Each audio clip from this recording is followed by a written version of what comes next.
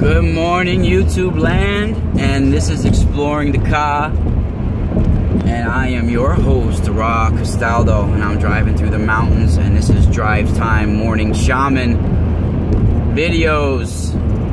And if you are new to my channel and who I am, then you can find me at themysticalspiral.com. Everything you need and more. You can find metaphysical tools, crystals, and I have to add more crystals on there. I know I haven't been procrastinating. I've just been busy working and taking care of my newborn baby and everything else, so I haven't been able to put my new stock of crystals on there yet, but oh wow, you're gonna be surprised, because before I just had the kyanite. Now I have kyanite blade. Well, before I have the kyanite blade still. Plenty of kyanite blades, and I magically charge them with healing vibrations.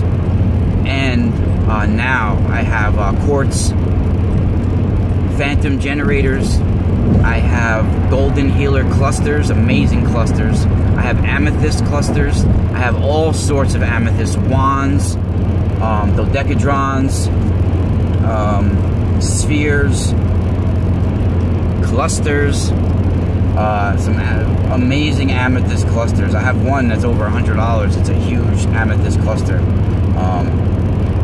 But it's gonna be hard to part with that one. But I also do readings, psychic readings, oracle readings. I do dream interpretation. Last couple weeks, it's been a little hectic because I lost my good friend, and there's been a lot going on. But this week I'm going to be catching up with all the things that I've been lacking on the last couple weeks, and I had to take a little bit of a break. But if you're waiting for a reading from me, or you're waiting for an email reading, I am sorry that it took a little bit of time, but I am now catching up with everybody these last few days, and tonight too, and this whole week. So thank you for being patient, and it will definitely be worth the wait.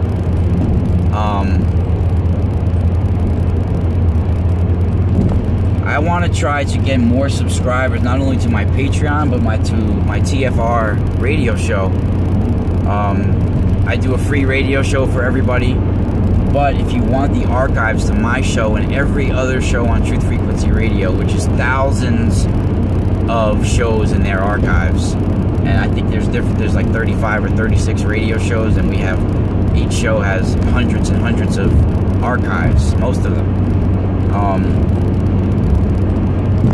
And you have access to all my past shows as well. And there's an app, there's an awesome app to use. So this Saturday night that just passed, last Saturday, 2 days ago, the show was pretty high energy, one of the best shows yet. I mean, I think all the shows are great, but Saturdays was really a nice high energy show. The first hour I did solo, and the second hour I brought my guest, my buddy Masaki, on.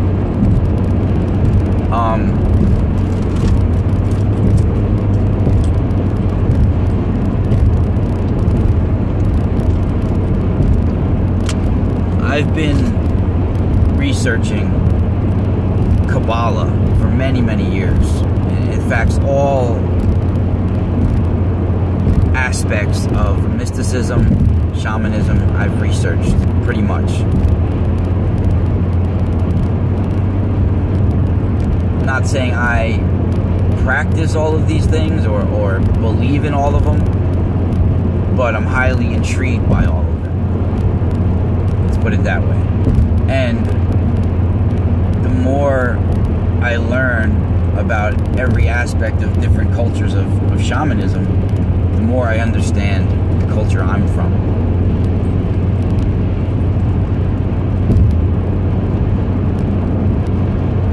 Now, with Kabbalah, we're talking about the Jewish nation, sages and mystics, right? So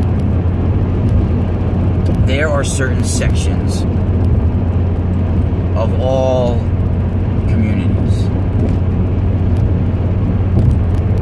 Just like I was talking about Saturday night, even in the Hopi Nation, the Hopi Indians, Hopi natives, they have certain members of their community that have little clans of dark magic that they practice.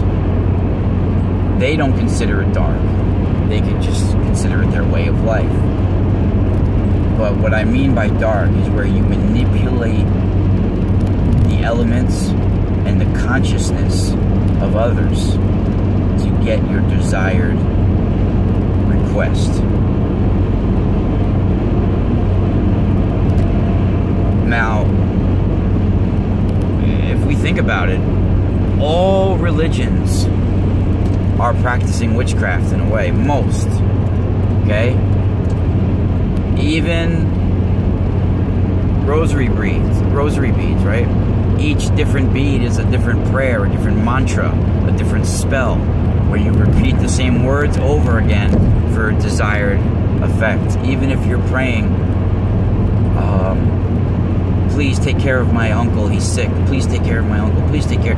You're looking and praying to a God for a favor. Okay? And you're even you're even giving offerings. You're lighting a candle. You'll put money in the candle to light it. Or you'll give money in the basket. And you'll say a prayer along with that money, saying, you know, I really want to do good and I want to find a good job, or I want to do this. Please help me, God. You know, and all of these things. If you're praying to Jesus, or if you're praying to Baal, you're still praying to a God for something. It's all about your intentions that make it dark or light, but you're still looking for a favor. You're looking for a supernatural intervention to help you along your journey.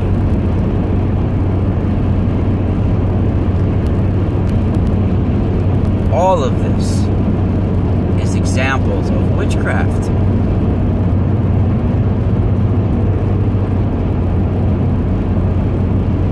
Most priests, they wear their special gowns, right? They ring their special bell, their ritual bell. They burn incense. They chant the same ancient words and prayers or spells. They mesmerize the audience. They're hanging on his every word. And then at the end of the sermon, you take an offering to your God. This is the blood, the body. Take this in memory of me, and you're taking a blood offering to your God. Right? So, ancient magic. You walk out of the church, you're glowing, you're rejuvenated, you've gotten energy from your God, right? Ooh, people just, they tend to put their blinders on. They'll see you walking with a book that says witchcraft on it, and you're a devil now. But if you're walking with a Bible, you're a man of word, right? You're a man of your word. You're a man of God. Palabra. You're a man of your word. It is the palabra. It is the word.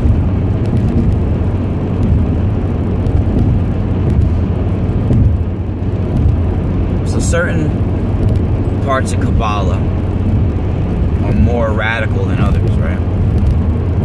More intense. A lot of the mystics in Kabbalah, they are waiting for Leviathan, for the Holy One to destroy Leviathan, and they think and believe that Leviathan is far from a mythological creature.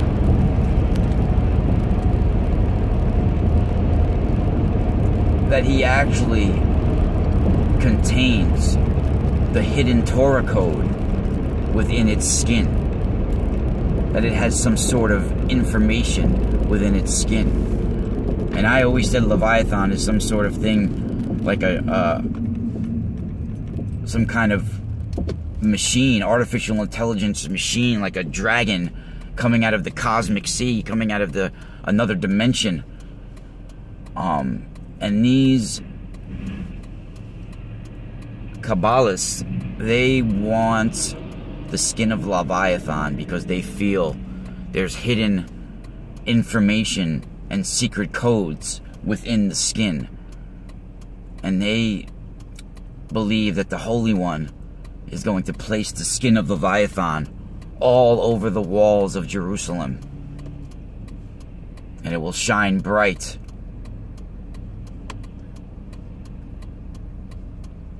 And like I said, they think that there's a hidden Torah code within the outermost skin of Leviathan.